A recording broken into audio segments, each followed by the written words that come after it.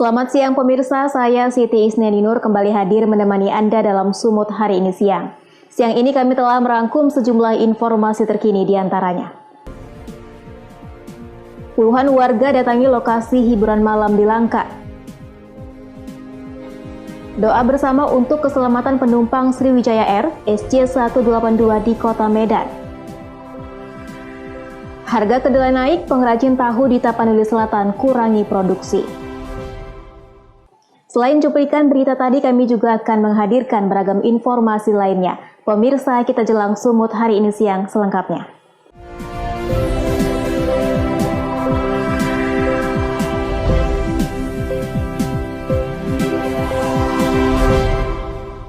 Kita ke informasi pertama. Pemirsa, puluhan masyarakat dan tokoh agama di Kabupaten Langkat, Sumatera Utara mendatangi tempat hiburan malam yang diduga menjadi lokasi maksiat. Aksi ini dilakukan sesuai dengan tuntutan masyarakat yang menolak adanya lokasi maksiat di wilayah mereka. Warga Desa Tanjung Putus, Kecamatan Padang Tualang, Kabupaten Langkat, Sumatera Utara, melakukan sweeping di sejumlah lokasi hiburan malam yang ada di wilayah tersebut. Puluhan warga dan tokoh agama yang didampingi oleh Ketua Majelis Ulama Indonesia, Kecamatan Padang Tualang, mendatangi satu persatu lokasi tempat hiburan malam yang menjual minuman keras dan diduga menyediakan wanita penghibur atau PSK. Di sejumlah lokasi, masyarakat dan tokoh agama meminta agar pemilik warung dan lokasi tempat hiburan untuk menutup tempat usahanya, karena lokasi usaha tersebut dapat merusak generasi bangsa dan mengundang kemaksiatan di wilayah mereka. Ketua MUI Kecamatan Padang Tualang mengatakan, aksi ini dilakukan sesuai dengan tuntutan masyarakat yang menolak adanya lokasi maksiat di wilayah mereka. Untuk mencegah hal yang tidak diinginkan, pihaknya bersama camat dibantu pihak kepolisian dan TNI turun ke lokasi mendampingi masyarakat mendatangi lokasi hiburan malam. Ini kegiatan untuk membasmi maksiat yang ada di wilayah Desa Tanjung Putus.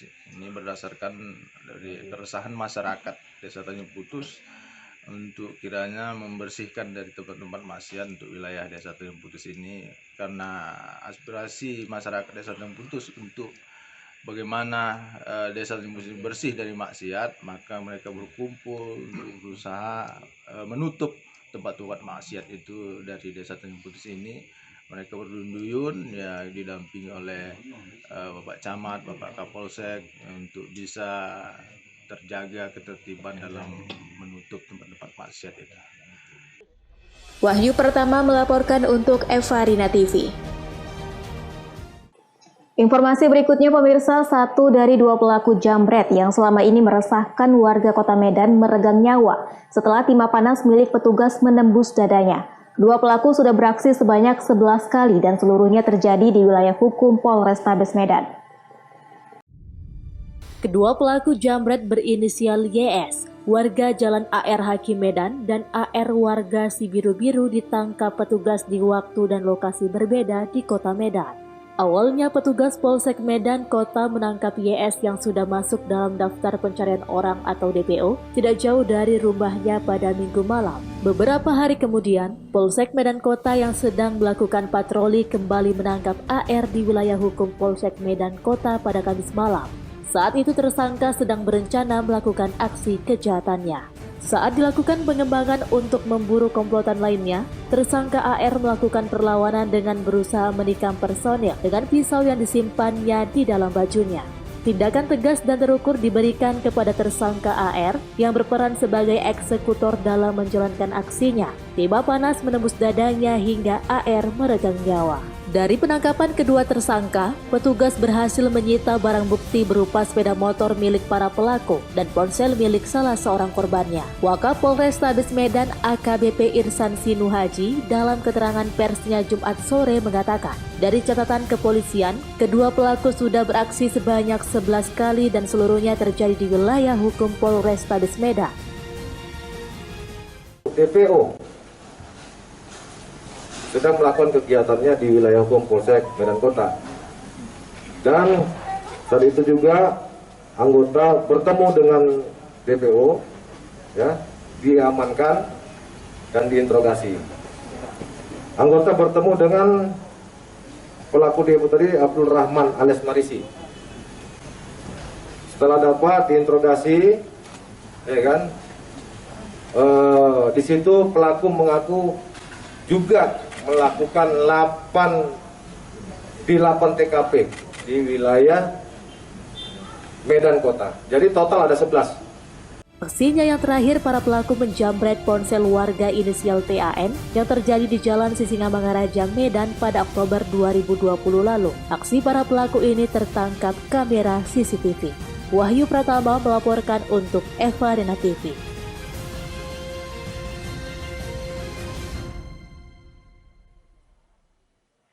Pemirsa, petugas Polsek Labuhan bersama personil Babinsa di Medan kewalahan saat membubarkan ratusan massa yang tersulut emosi usai menangkap pelaku pencurian sepeda motor.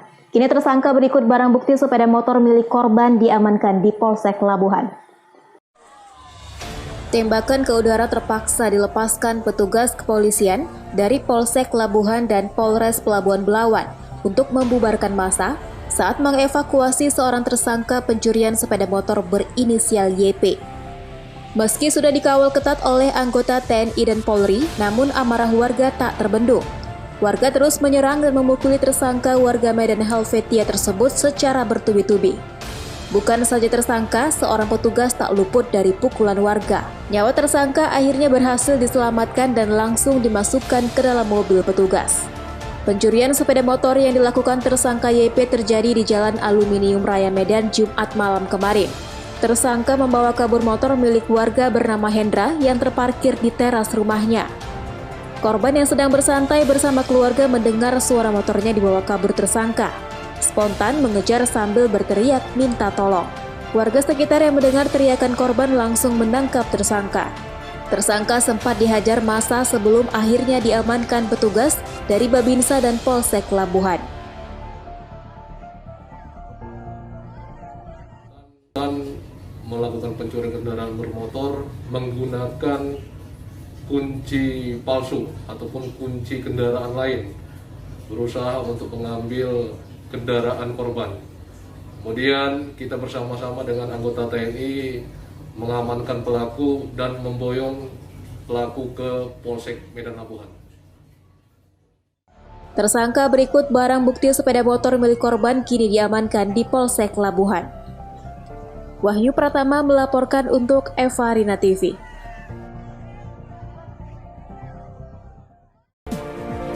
Doa bersama untuk keselamatan penumpang Sriwijaya Air SJ182 di Kota Medan.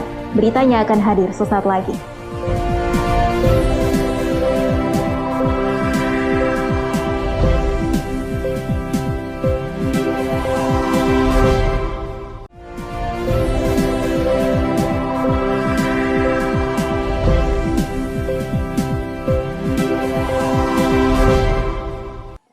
Terima kasih Anda masih bersama kami. Pemirsa, kader dan pengurus PDI Perjuangan Sumatera Utara Minggu siang melakukan doa bersama untuk keselamatan penumpang Sriwijaya Air dengan nomor penerbangan SJ182 yang jatuh pada Sabtu siang kemarin di kawasan perairan Kepulauan Seribu, Laut Jawa dengan berisikan penumpang dan kru pesawat sebanyak 62 orang. Tragedi jatuhnya pesawat Sriwijaya Air dengan kode penerbangan SJ182 di perairan Kepulauan Seribu pada Sabtu siang kemarin meninggalkan duka bagi masyarakat Indonesia. Di Medan, Sumatera Utara, kader dan pengurus PDI Perjuangan Sumatera Utara turut berduka cita mengirimkan doa untuk keselamatan 62 orang yang terdiri dari penumpang dan kru pesawat Sriwijaya Air tersebut. Salah satu penumpang wanita dan 3 anaknya dalam data penumpang diketahui berasal dari Kabupaten Nias Utara, Sumatera Utara. Sebelumnya pesawat dengan rute penerbangan Jakarta menuju Pontianak ini jatuh setelah diketahui hilang kontak dan tidak ada sinyal tanda bahaya yang terekam dan terintegrasi oleh petugas bandara. Hingga hari ini petugas gabungan yang terdiri dari Badan SAR Nasional dan Polri masih melakukan pencarian seluruh penumpang pesawat Sriwijaya Air SJ182. Selain pada korban pesawat jatuh, mereka juga memanjatkan doa pada Yang Kuasa agar pandemi COVID-19 cepat berakhir dan kehidupan bisa kembali berjalan normal. Sumatera Utara memberikan penghargaan kepada para senior partai, tokoh-tokoh partai yang memang berjasa dan punya komitmen di dalam mengembangkan PDI Perjuangan dan juga komit kepada ideologi negara yaitu Pancasila. Dan juga kami tadi mengawali kegiatan ini dengan mengheningkan cipta karena kita merasakan bahwa baru saja kita mengalami musibah, yaitu jatuhnya pesawat dari Jakarta ke Pontianak pada saat kita mengalami masa pandemi. Nah, sekali lagi kepada kita semua, terima kasih banyak. Rasa syukur dari PDI Perjuangan. Wahyu Pratama melaporkan untuk Evarina TV. Sementara itu, pemirsa, antisipasi terjadinya kericuhan, Rutan Kelas 1 Labuhan Deli mendadak memindahkan puluhan narapidananya ke Rutan Kelas 2B Humbang Hasundutan. Tercatat selama 2020, Rutan Kelas 1 Labuhan Deli telah memindahkan sebanyak 1.780 orang secara bertahap. Selain mengantisipasi kericuhan, pemindahan narapidana Rutan Kelas 1 Labuhan Deli ini juga bertujuan untuk mengantisipasi penyebaran COVID-19 di dalam rutan akibat over kapasitas. Sementara itu, pemindahan yang dilakukan secara tertutup dan pada malam hari ini juga dilakukan secara cepat dan pengawalan ketat oleh petugas rutan dibantu TNI untuk membawa 80 orang narapidana ke Rutan Kelas 2B Humbang Hasundutan. Hingga saat ini, Rutan Kelas 1 Labuhan Deli dihuni sebanyak 1.723 narapidana yang seyogianya hanya berkapasitas 500 narapidana. Sementara itu, pemindahan para napi ini akan dilakukan secara bertahap ke sejumlah unit pelaksana teknis rutan dan lapas yang ada di Sumatera Utara hingga pertengahan tahun mendatang. Kepala Seksi Pelayanan Tahanan Rutan Kelas 1 Labuhan Deli mengatakan, jika pemindahan yang dilakukan ini merupakan bentuk antisipasi kericuhan dan penyebaran COVID-19 akibat overkapasitas. Dan untuk pemindahan sendiri telah kita lakukan sejak tahun 2020 sebanyak 1.780 dan pada pengiriman awal di tahun ini sebanyak 80 orang. Untuk pengiriman sendiri terkait dengan untuk masalah overkapasitas yang dimana Rutan saat ini sudah dipenghuni 1.721. Jadi untuk mencegah terjadinya gangguan kamtip, keamanan ketertiban, Bang. Bang, rencananya untuk pengiriman ini akan dilakukan sampai kapan dan total jumlah yang akan dikirim berapa banyak warga binaan, Bang? Untuk total di tahun kemarin, di tahun 2020 kita sudah mengirimkan 1.780 dan untuk di tahun ini awal tahun pertama kali kita pengiriman, nanti kita akan mengirim bertahap. Overkapasitas hingga 3 kali lipat yang terjadi pada Rutan Kelas 1 Labuhan Deli juga menjadi alasan dilakukannya pemindahan para narapidana tersebut, di mana jika pemindahan tidak segera dilakukan, dikhawatirkan akan berpotensi menimbulkan gangguan keamanan yang mengakibatkan kericuhan di dalam rutan. Wahyu Pratama melaporkan untuk Evarina TV.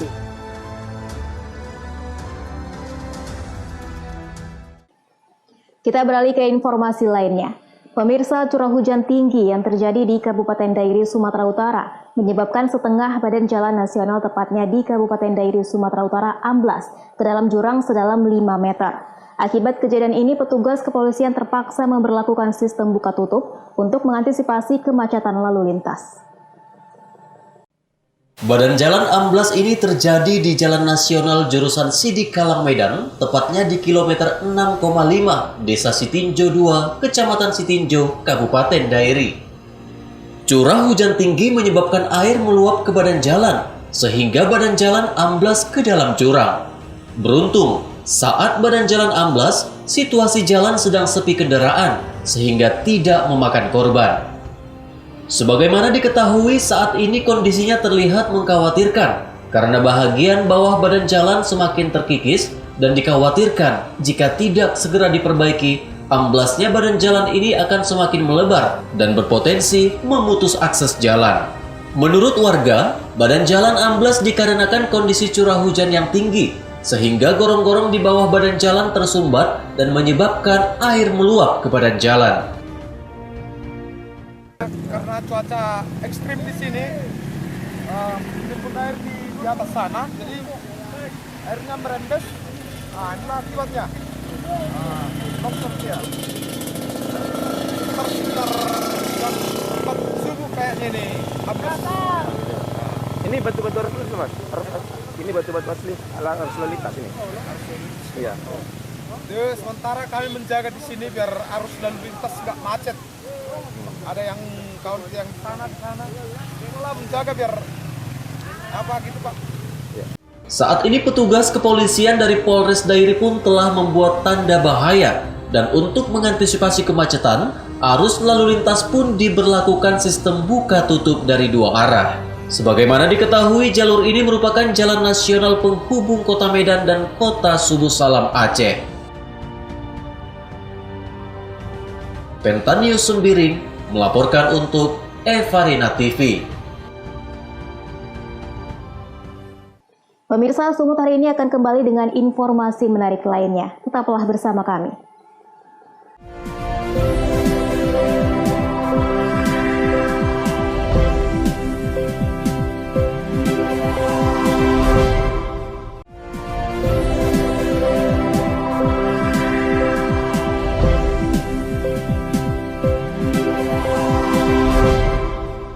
Terima kasih Anda masih bersama kami. Pemirsa, sejumlah pengrajin tahu dan tempe di Tapanuli Selatan dan Kota Padang Sidimpuan memilih mengurangi jumlah produksi akibat kenaikan harga kedelai. Saat ini harga kedelai di pasar tradisional mencapai Rp9.500 per kilogramnya. Kenaikan harga ini terjadi sejak menjelang akhir tahun kemarin. Kenaikan harga kedelai di pasaran ternyata mempengaruhi para pengrajin rumahan tahu dan tempe di Tapanuli Selatan dan Kota Padang Sidimpuan.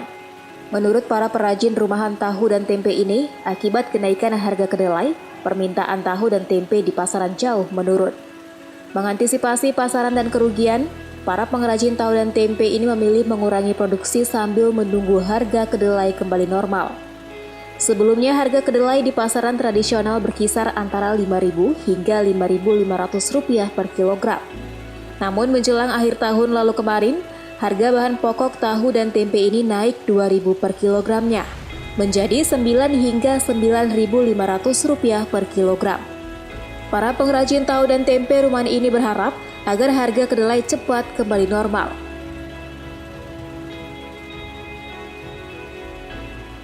Mana harga kedelai saat ini? Ya naik Pak, 2.000 kilonya. Dulunya berapa Bu? Dulunya kilonya 7.500, sekarang sudah 9.500. Terus gimana pasarannya di pasaran? Ya berarti jual betul Pak. Ya. Terus Bu harapannya gimana Bu harapannya? Mudah-mudahan malah ada kedelai jangan makan. Azan Sinaga melaporkan untuk Evarina TV.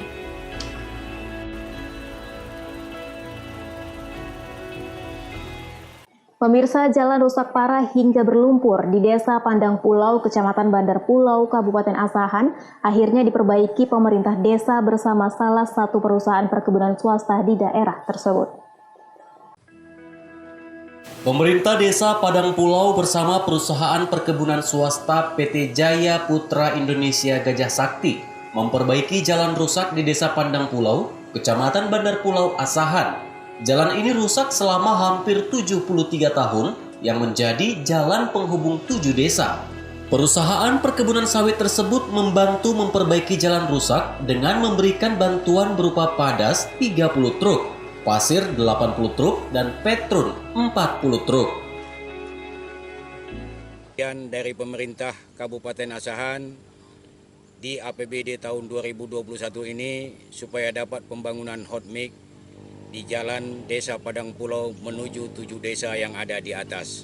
Dan kami juga mengharapkan kepada APBN pusat supaya juga ada mendapatkan perhatian kepada Kabupaten Asahan, umumnya di Kecamatan Bandar Pulau, Desa Padang Pulau. Apa penyebab dari rusak jalan ini, Des?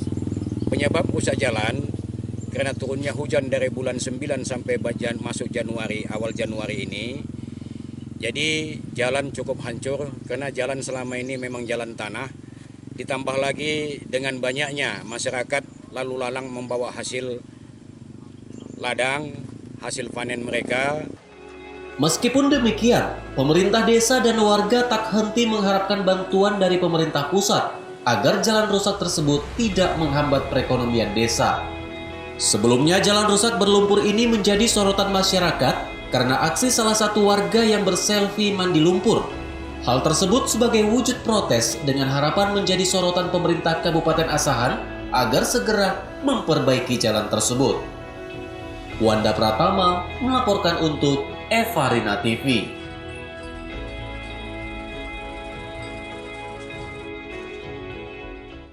Pemirsa, informasi tadi sekaligus mengakhiri pertemuan kita dalam Sumut hari ini siang. Saya Siti Isneni Nur mewakili kerabat kerja yang bertugas pamit undur diri dari hadapan Anda. Terima kasih atas kebersamaannya dan sampai jumpa.